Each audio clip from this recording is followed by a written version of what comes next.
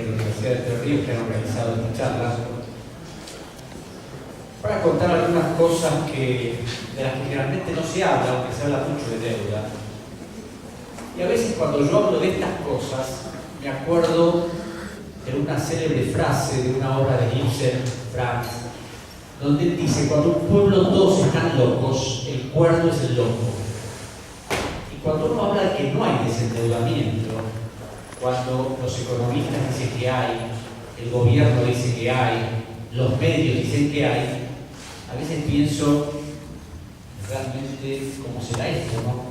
¿Cómo es posible que todos digan una cosa que no tiene nada que ver con la realidad? Primero, como un punto de referencia, no podemos dejar de hablar de la deuda de la dictadura, que fue el origen del huevo de la serpiente, del descomunal endeudamiento que seguiría en las próximas décadas. Y esta deuda, que para el orden jurídico argentino es nula de nulidad absoluta, la deuda, todas sus consecuencias, fue intentada, fue un intento de legitimarla a través de los distintos gobiernos de la democracia del 83 hasta ahora. Y digo que ha sido un intento porque los que tienen un conocimiento elemental de lo que es el derecho saben que los actos ilegales son nulos de nulidad absoluta y las nulidades absolutas no pueden ser legalizadas ni por ningún gobierno, ni por ningún parlamento, ni por una ley de presupuesto, ni por nada, como supuestamente sostienen los apologistas del oficialismo. Y que no solo sostienen, sino que una carta que le mandara el secretario general de la presidencia hace un año y medio, como respuesta a una que yo le envié a la señora presidenta de la Nación, decía que no, que lamentablemente ya esto ha sido legalizado y ya no se puede hacer nada. Hay un fiscal federal, el doctor Federico Delgado, actual acusador de una serie de delincuentes públicos, que cuando Pino Solanas, Claudio Lozano, Liliana Parada, Victoria Donda presentaron un pedido de nulidad de la deuda diciendo que el doctor Ballesteros, cuando dictó el fallo en el 2000, se había olvidado de un pequeño detalle. Y señores, estos autos fraudulentos son nulos, pidieron que se declarara la nulidad. El fiscal federal dijo que efectivamente el planteo era correcto y le pidió al juez que lo resolviera. Como la justicia federal está muy sometida a las presiones del poder político, el juez dijo: bueno, vamos a considerarlo y tendremos en cuenta en algún momento para resolverlo. La deuda nuestra tiene una serie de particularidades realmente escandalosas. ¿Y por qué escandalosas? Porque si uno le pide a un banco 40.000 pesos y le paga 200.000, se supone que ya le pagó varias veces.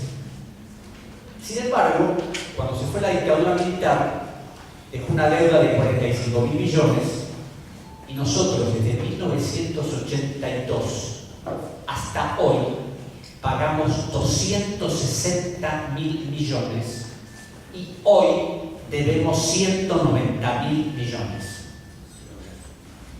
Indudablemente acá hay un mecanismo que no funciona, porque si no, esto no podríamos explicar así, pero bueno, es lo que hay. Contar la historia de la deuda es extremadamente largo y yo me voy a ceñir a los últimos aspectos, ¿no? A la reestructuración del doctor Kirchner en el año 2005, por ejemplo, que ha sido enarbolado como el paradigma de la mejor decisión económica tomada por gobierno alguno en 200 años de historia argentina. La presidenta de la Nación se encargó de enfatizarlo en los últimos 3 discursos que pronunció inaugurando el periodo de sesiones del Parlamento, diciendo que la deuda pública, que la deuda había bajado un 70%, y cuando uno escucha esa frase, y por supuesto la tiene que creer, la dice la presidenta de la Nación, ante los 259 diputados y 70 y tantos senadores, ante embajadores extranjeros, funcionarios, ministros, pero cuando uno comprueba esa frase con la realidad, se da cuenta que no tiene absolutamente nada que ver. Y no es que lo diga yo, cualquiera de las cifras oficiales lo demuestra. La deuda, cuando se reestructuró en el año 2005, eran 171.000 millones de dólares. Y hoy es de 190, después de haber pagado desde 2005 hasta hoy 60.000 millones. Si de 170 hubiera bajado un 70%, ni remotamente hoy podríamos tener el stock de deuda que tenemos y que tenemos. Pero claro, cuando se hizo esa reestructuración, a mí me llamó la atención el decreto del presidente Kirchner, el decreto 19 de marzo del 2004, porque en ese decreto el presidente Kirchner decidía contratar a los mismos abogados que había contratado el presidente Menem en el año 1989 y que habían defraudado a la Argentina desde esa fecha hasta que fueron recontratados por Kirchner. El presidente Kirchner en ese mismo decreto decidía renunciar a la inmunidad soberana del Estado, porque así lo pedían los mercados financieros internacionales, y además decidía que eran actos no de derecho público, sino de derecho privado. Es decir, que la Argentina podía ser sometida a cualquier juicio en cualquier tribunal de cuarta de cualquier país del mundo, especialmente en los Estados Unidos. Esa reestructuración, producto de la ingeniería económica del doctor Lavagna, determinó el canje de la deuda, de la mitad de la deuda, la otra mitad se había seguido pagando normalmente, a cambio de 3 títulos, 2 de ellos extremadamente perniciosos.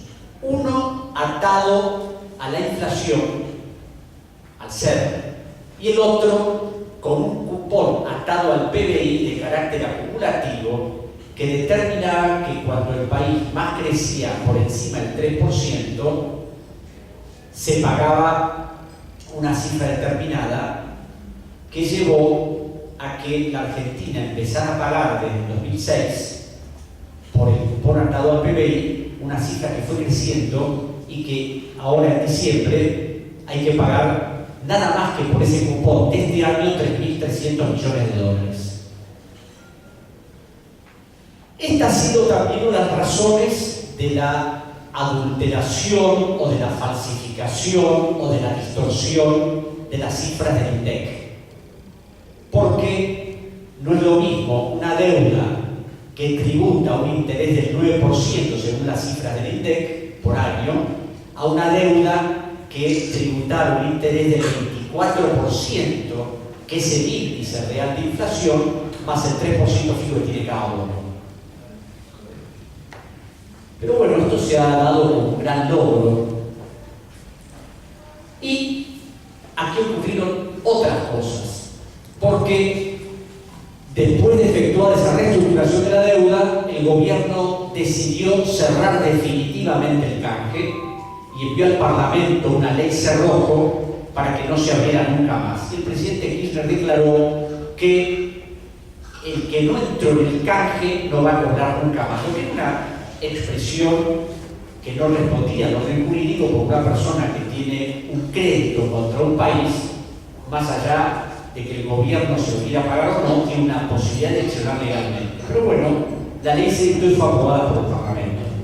Pero como nosotros tenemos una Cámara de Diputados y Senadores muy particular, donde lo que sostienen hoy lo pueden negar mañana y volver a decir pasado y así sucesivamente, en el año 2010, en diciembre del 2009, la Cámara de Diputados y Senadores aprobó por unanimidad la suspensión de la ley cerrojo y se reabrió el canje de deuda. Entraron alrededor de 9.800 millones de dólares de créditos que estaban, de bonos que estaban dando vueltas por ahí, y el Estado o los funcionarios de economía encabezados por quien entonces era ministro Vudú, dijo la maravilla de este canje por el cual la Argentina había pagado el 35% del valor nominal de los títulos. Es decir, sobre 10.000 millones de dólares, la Argentina les reconocía únicamente 3.500 millones. Dicho así, era un negocio redondo. Lo que no dijo el ministro, y por supuesto tampoco los medios interesados en ocultar estas cosas, es que se le reconoció con carácter, se reconoció desde el año 2005 con carácter acumulativo ese cupón atado al PBI, que significaba devolverles el 65% que se le había quitado. Esto llevó a un diputado del FAM, actualmente, Claudio Lozano, a hacer un excelente trabajo llamado el canje sin quita, porque la quita del 65% fue devuelta a través del cupón del PBI. Claro, este canje de deuda ha sido materia de una denuncia penal presentada hace 3 semanas por el diputado Solanas contra el ministro Vudú, contra Diego Bocio, interventor, el responsable del ANSES, contra su hermano, que fueron los que intervinieron en la operación. ¿Por qué? Porque la operación no fue decidida por el gobierno argentino, sino sugerida al gobierno por una consultora llamada Arcadia, que en combinación con 3 bancos, el Citibank, el Deutsche Bank, el Barclays Bank de Inglaterra, le ofrecieron al gobierno la posibilidad de hacer esta operación. ¿Por qué? Porque ellos habían comprado títulos al 17, al 20, al 22% de su valor. Y a través de la operación, el gobierno reconoció el valor de 100. Lo que no sabía Claudio Lozano, y lo investigué yo hace muy poco tiempo, es quiénes eran los responsables de Arcadia. Uno de ellos, el doctor Echevarne, célebre operador financiero, y otro, el más relevante, el doctor Emilio Campo, que además de ser un especialista en representar a fondos extranjeros, había sido nada menos que vicepresidente del Chase Manhattan Bank de Nueva York. Y su suegro, Mr. Edward Brooks, era un prominente abogado del principal estudio de abogados de los Estados Unidos, Milman Tweed, Hanley McLeod, que fueron los que prepararon todos los contratos de endeudamiento desde 1976 hasta el último canje del año 92, el plan Brennan. Y este estudio, Milman Tweed, Hanley McLeod, tiene la particularidad de haber tenido y de tener una serie de abogados de significativa importancia en los Estados Unidos y en el mundo. Su fundador, el doctor John McCloy, fue asesor de 8 presidentes norteamericanos y presidente del Banco Mundial. Y el que preparó la principal reestructuración de deuda del 92, el plan Brady, junto con un conjunto de letrados, fue el doctor William Webster, que había sido director del FBI desde 1976 hasta 1984 y director de la CIA, la Agencia Central de Inteligencia, desde el 84 hasta el 92. Esto me puede dar una idea del notable entrecruzamiento entre el sistema financiero, los sistemas de espionaje, de seguridad, etc. El gobierno terminó con este canje y volvió a reiterar la falacia del desendeudamiento. Claro, lo que pasa es que han hecho una ingeniería muy particular, y esto es una gran materia de discusión, especialmente de los economistas que defienden el proyecto este. ¿Por qué? Porque el gobierno dice varias cosas. Primero, la deuda en relación al Producto Bruto Interno era el 160% del año 2002 y ahora es del 42%. Dicho así, la deuda bajó. Lo que no se dice después de emitir esta reflexión es que el PBI del año 2002 eran 90.000 millones de dólares y ahora son 430.000 millones. No es que la deuda bajó, sino que el PBI subió. Por otra parte, si el desendeudamiento hubiera sido efectivo, Hoy cualquier persona de los que está acá se conecta con la página web del Ministerio de Economía y podría ver que la deuda pública en Argentina son más de 190.000 millones de dólares y que el propio ministro de Economía, Hernán Lorenzino, dice que en el año 2011 la deuda creció un 14.663 millones de dólares. A mí no me gusta hacer discursos sino darles elementos objetivos, elementos que sean difíciles de discutir.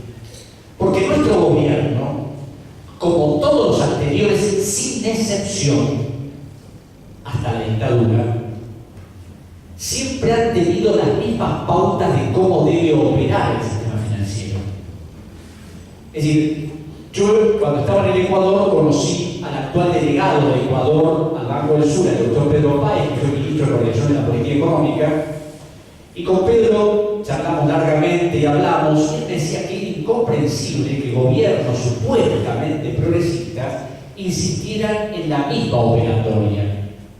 El año pasado, contradiciendo este discurso supuestamente antiimperialista, este discurso efectista que uno puede ver permanentemente, vimos, nadie se enteró, no salió en ningún diario, el gobierno nacional decidió sumarse a la capitalización del Banco Interamericano de Desarrollo. Casualmente el otro día, hablando con un gran amigo mío que es presidente del Instituto de Estudios Latinoamericanos de la Universidad Federal de Santa Catarina, Brasil, que es un gran economista, cuando le comenté el caso no lo conocía, porque esto es algo que ha pasado casi silenciado. Yo lo conocí cuando el presidente Rafael Correa el año pasado me invitó para participar de un seminario sobre todos estos problemas financieros. Ahí pude ver la documentación y con gran asombro mío vi que esa documentación llegó a la Argentina y el año pasado en la Cámara de Diputados se presentó un proyecto de ley del Gobierno Nacional para capitalizar al BID. ¿Por qué? El Banco Interamericano de Desarrollo, que participó en todos los procesos fraudulentos de la deuda argentina, ecuatoriana, brasileña, venezolana, realizó operaciones especulativas que le hicieron disminuir su patrimonio de manera notable. Entonces, como el Banco Interamericano de Desarrollo Interamericano tiene el nombre, porque lo integran Gran Bretaña, Francia, Alemania, Estados Unidos, entre otros países, se decidió que se lo iba a capitalizar en la friolera de 70.000 millones de dólares. Y la Argentina, país generoso si los hay, a través del proyecto de ley enviado por la señora de Kirchner, decidió aportar 7.500 millones de dólares de esa cifra.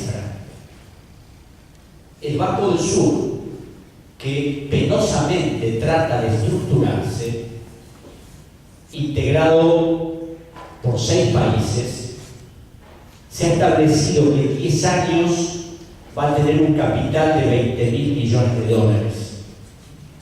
Aquí estamos hablando que en un año a un banco que ha sido partícipe de todos los fraudes de la deuda se lo ha capitalizado en 70.000 millones.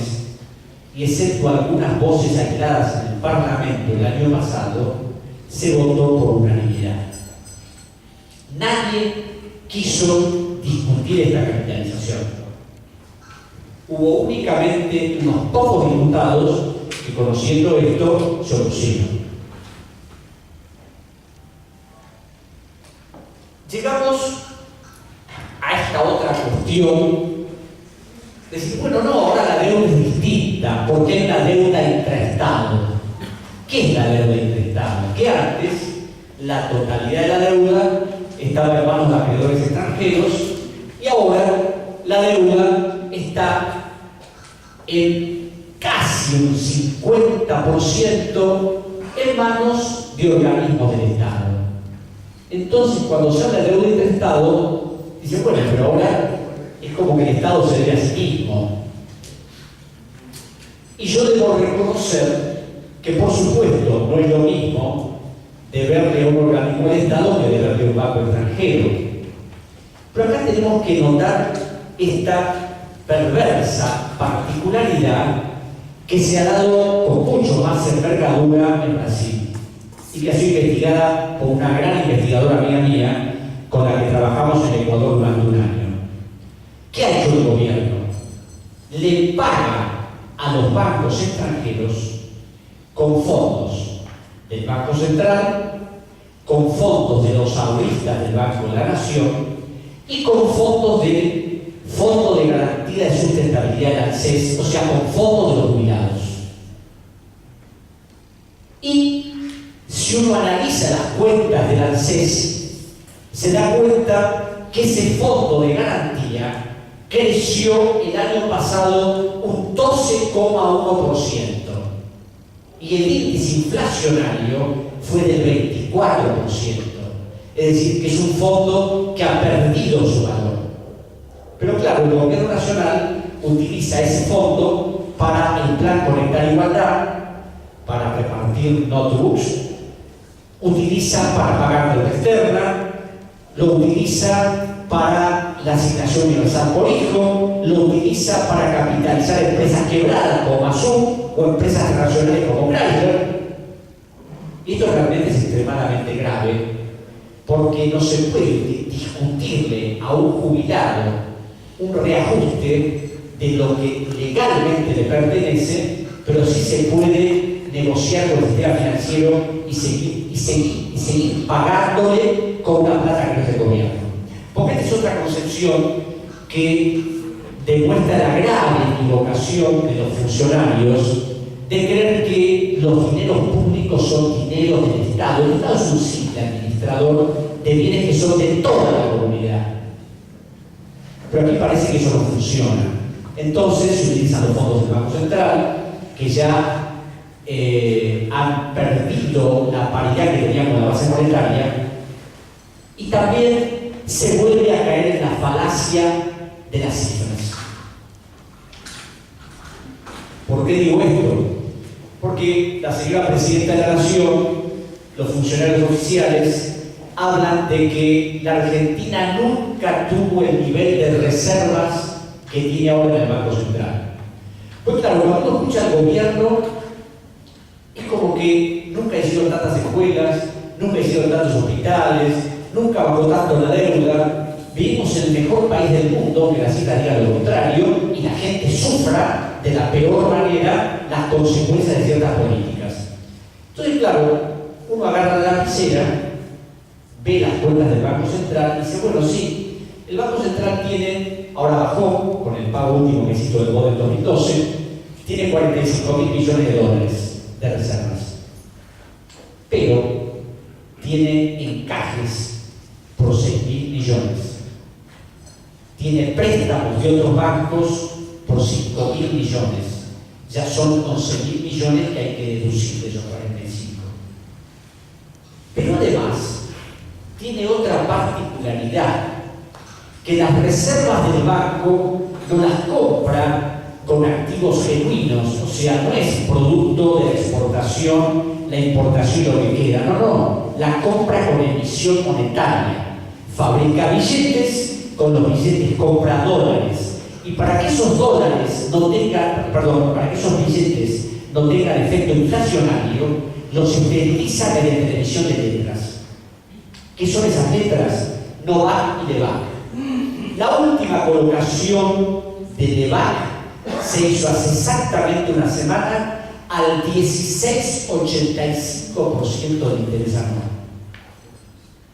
¿Quiénes compran esas letras? Los bancos extranjeros y los bancos nacionales, los bancos del diputado Carlos Heller, el banco del ICOP, que lucra con los fondos del Estado obteniendo enormes ganancias. ¿Cuál es el importe de NOVAC y LEVAC emitido por el Banco Central? O sea, deuda que va a tener que pagar 23.000 millones de dólares. Por supuesto, alguien me puede decir, bueno, sí, pero se va renovando, claro. El Banco Central, la semana pasada, tenía que pagar NOVAC y LEVAC por 1.800 millones de pesos y su homologación de 2.200. Pagó lo que debía y le quedaron 300 en cartera. Pero esos títulos que emitió por 2.200 es nueva deuda a una tasa de interés altísima. Así se manejan los negocios de la Argentina. Sigamos con el modelo 2012. La presidenta, persona inteligente si las hay, es una brillante expositora y cuando la escucho siempre recuerdo la frase de un gran historiador inglés, Thomas Carlyle, que decía: qué cosa tan horrible una persona elocuente que no diga la verdad. Y claro, ella no dice la verdad, porque cuando habló el modelo 2012 dijo que esto era producto del famoso corralito de la Rúa, de Cavallo, de todo lo que había pasado en esa época. Claro, se olvidó de decir que su marido, Néstor Kirchner, había emitido 5.600 millones de dólares en Bodén 2012, que fueron comprados casi íntegramente por el gobierno de Venezuela, llegando a pagarse tasas de hasta el 16%. Y se pagó el Bodén 2012, el gran acto público en la Bolsa de Comercio de Buenos Aires. Claro, el Bodén 2012 fueron emitidos por el famoso tema de la especificación asimétrica en el año 2001. Pero ¿quiénes conservaron esos títulos? ¿Los pobres ahorristas? Y los liquidaron enseguida porque necesitaban la plata y los liquidaron al precio. ¿Quiénes compraron los Bodén 2012? Y los de siempre, los grandes fondos de inversión y los bancos extranjeros. Por eso, en esta cancelación de Bodén 2012, cobraron los ahorristas argentinos 402 millones de dólares en su conjunto y los bancos extranjeros 1.706 millones de dólares. Es decir, siempre el beneficiado es el acreedor externo y nunca el acreedor interno. El Estado Nacional, cuando utiliza los fondos del ANSES, le saca la plata y le entrega un papel, una letra intransferible a 5, 6, 7 años de plazo a una tasa de interés del 5% que seguramente la renovará al infinito y nunca la terminará de pagar. Lo mismo hace con el Banco Central. La Corte Suprema de Justicia de la Nación, a través de 2 fallos célebres, le ordenó al Gobierno Nacional el reajuste de las jubilaciones, que por supuesto no hizo, porque la calidad institucional determina que se hable mucho de ella, pero que no se practique. Y por supuesto, se prefiere privilegiar al acreedor extranjero en desmedro de los que han aportado durante años y el trabajo de toda una vida los fondos que hoy maneja el ANSES.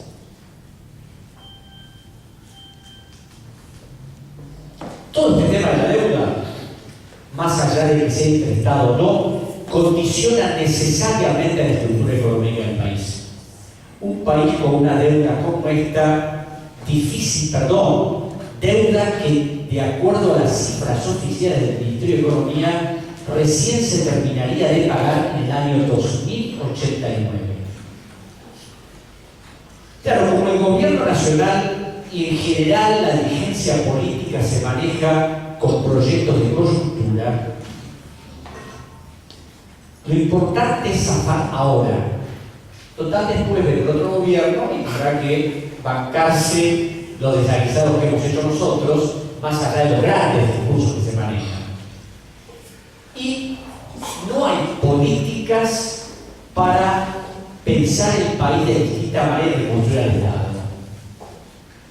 Aquí hay pocas personas, hay pocos dirigentes políticos que piensen en función del futuro, de cómo debe ser un país.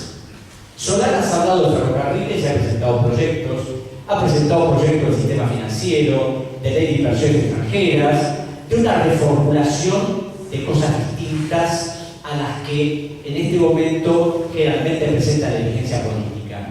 Aquí acaba de llegar mi querido amigo el diputado Fabián Rogel, que ha presentado una batería de proyectos para reconstruir todo el sector petrolero y no dejarlo a través de una empresita con el 51%, sin controles de la SIGER ni de la auditoría, que es una empresa privada, que puede ser maniobrada, como ya conocemos cómo se manejan estas cosas.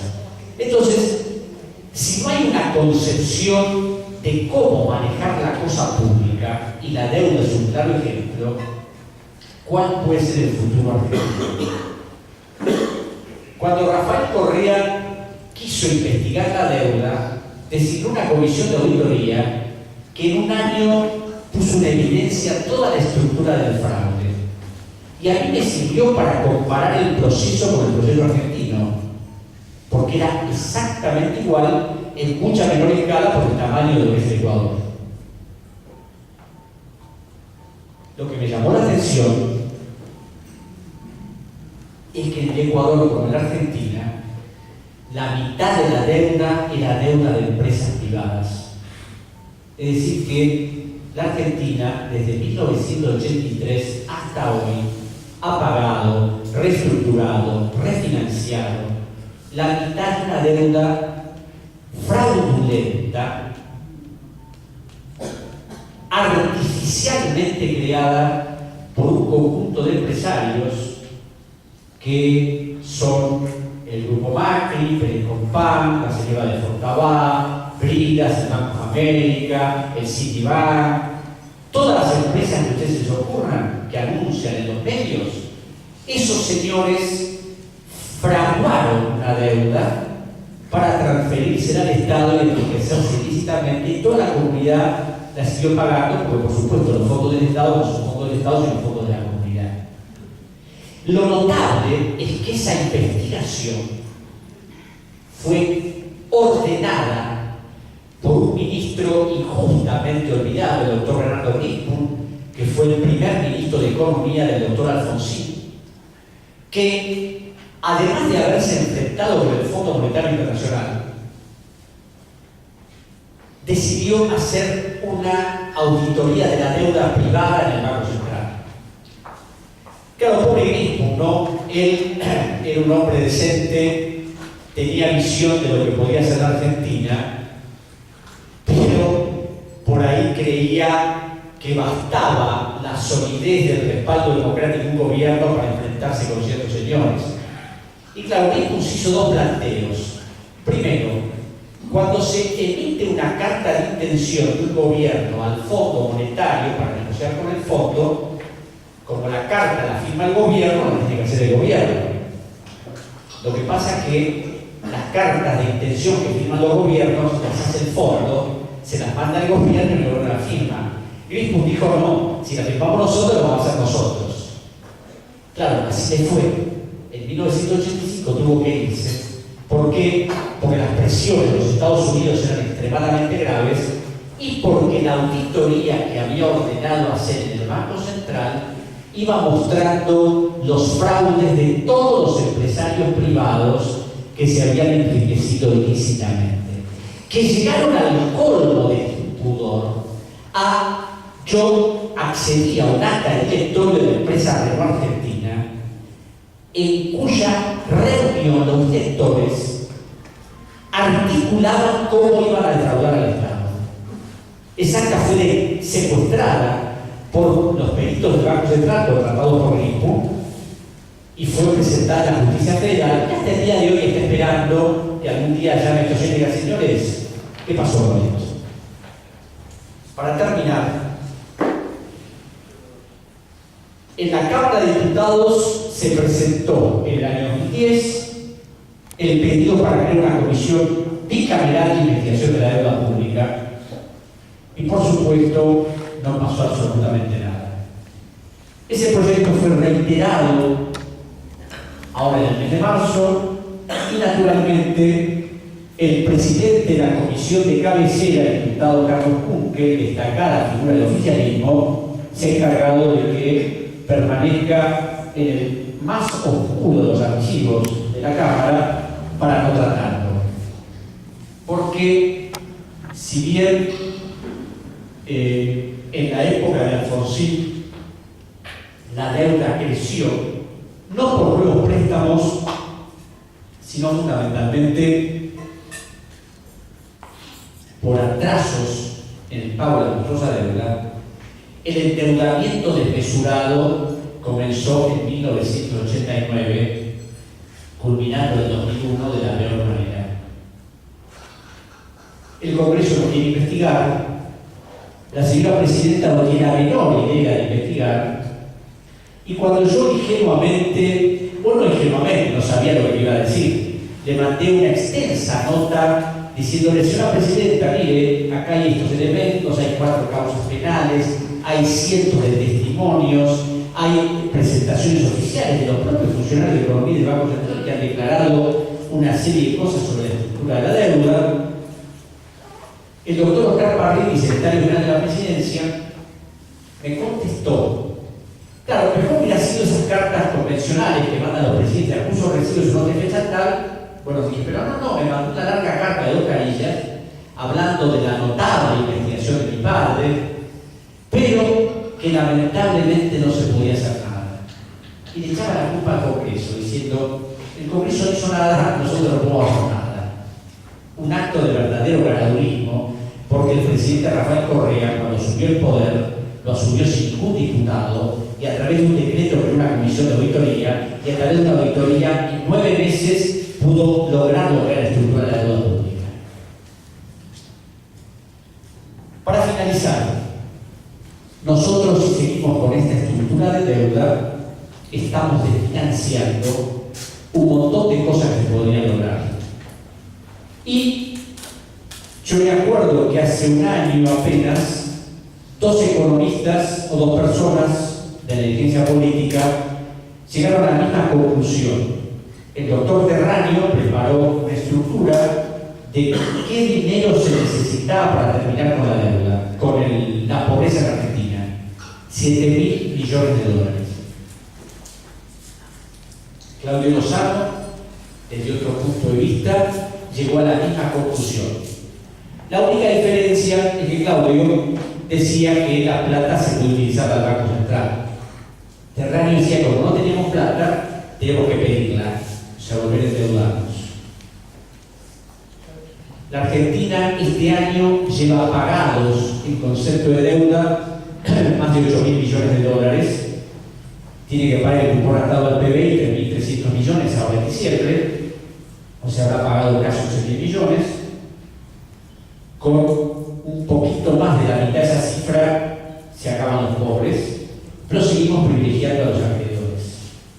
Por supuesto que la pregunta de rigor es: sí, pero si no se paga la deuda puede haber una catástrofe, puede pasar de todo. Yo me acuerdo que cuando se presentó un proyecto para investigar la deuda en la época del 84, el doctor Raúl Baglini, que era presidente de la Comisión de Presupuestos de la Cámara de Diputados, de una larga era, dijo que los iba prácticamente a invadir. Y siempre digo lo mismo: en el año 21, después del default, la deuda no se pagó del 2001 al 2005. ¿Y qué pasó? Que la Argentina creció, que la Argentina aumentó su capacidad de divisas y no fuimos ni invadidos, ni presionados, ni condicionados, ni nada. Lo que es importante, yo creo, para todos los que estamos acá y podemos discutir estas cosas, es ver lo que los gobiernos hacen, no lo que los gobiernos dicen, porque lo que dicen a veces es sustancialmente distinto a lo que hacen. Y por supuesto, excepto cuando uno conoce cómo meterse en los archivos, cómo encontrar documentos, cómo ver determinados decretos, se da cuenta que lo que se firma poco tiene que ver con la realidad. Y lo importante es que el discurso no nos afecta, nos confunde. La realidad nos afecta, nos condiciona y determina que sigamos esta especie de pendiente en la que vamos y la que parecería que nadie se da cuenta. Yo cuando estuve en el Ecuador me llamó la atención cuando Correa ordenó la suspensión de los pagos de la deuda y a pesar de que teníamos una auditoría con las pruebas concretas del fraude, pensé que las amenazas iban a llover. No solo no llovieron, sino que se comunicaron con nosotros, los principales abogados de los bancos, para ver cómo se podía arreglar esto. Y aunque yo discrepé con el presidente por el arreglo que él hizo, porque pensé que podía haber sido otro mejor arreglo, de todas maneras Correa le dijo: señores, les pago el 30% en serio. Y si no quieren aceptar ese 30%, hagan el piso que quieran, vamos a llevar esta prueba que tenemos y vamos a ver si en algún momento cobran algo. Se puede impugnar la deuda, se puede discutir, las pruebas son más que suficientes. Aquí pocas personas se atrevieron. El ministro Grispu, en 30 años de vida democrática, fue el único que quiso cambiar el sistema. Después nadie se atrevió. Y por supuesto, a los que nos habían hundido como Domingo Cavallo los llamamos en 2001 para saludarnos. Y pocos legisladores en ese momento se opusieron a esas facultades extraordinarias que le permitieron a Cavallo hacer un megacanje de títulos para que la deuda creciera a 55.000 millones de dólares más. Hoy está procesado ante la Justicia Federal, pero se ría carcajadas porque él tiene la protección de los grandes bancos internacionales. Y una aclaración final, porque algunos dicen: bueno, es un talento maléfico, porque realmente hay que tener talento para haber hundido a la Argentina y haber encajado semejante deuda, ¿no? Claro, en estas búsquedas propias de lo que nos sumergimos en los archivos, con gran asombro mío y encontré los dos contratos que había celebrado el doctor Domingo Cavallo. Esos dos contratos los había firmado con el Citibank y con JP Morgan, y ellos son los que habían diseñado todo el plan económico que se implementó en la Argentina desde 1992 hasta el 2000. Era tan perfecto el plan que el Fondo Monetario, el Banco Interamericano de Desarrollo y el Banco Mundial emitieron 3 cartas confidenciales que también encontré en el Ministerio de Economía, dirigidas a la comunidad financiera internacional, pidiéndole colaboración para todo este nuevo proyecto del presidente Menem, en razón de que el presidente se había comprometido a flexibilizar la legislación laboral que era restrictiva para las empresas extranjeras, a privatizar el sistema jubilatorio y a liquidar todas las empresas públicas, especialmente la petrolera estatal.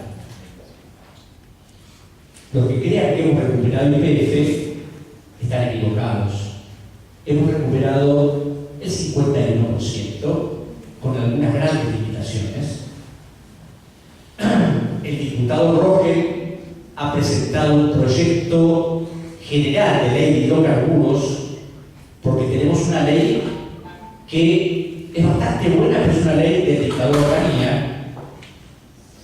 Tenemos una ley que le da a las provincias el manejo de todos los recursos petroleros, olvidándose que todos los pozos de petróleo y toda la estructura de YPF no fue construida solo con el aporte de las provincias petroleras, sino de toda la nación.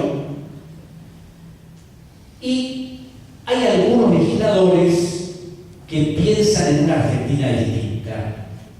Lo importante es que nosotros no nos dejemos embaucar por los discursos, tratemos de reflexionar por nosotros mismos, tratemos de ir a las fuentes y tengamos el convencimiento que, a pesar de las visiones apocalípticas de algunos y las triunfalistas del oficialismo, la Argentina puede tener un camino distinto al que tiene. Muchas gracias.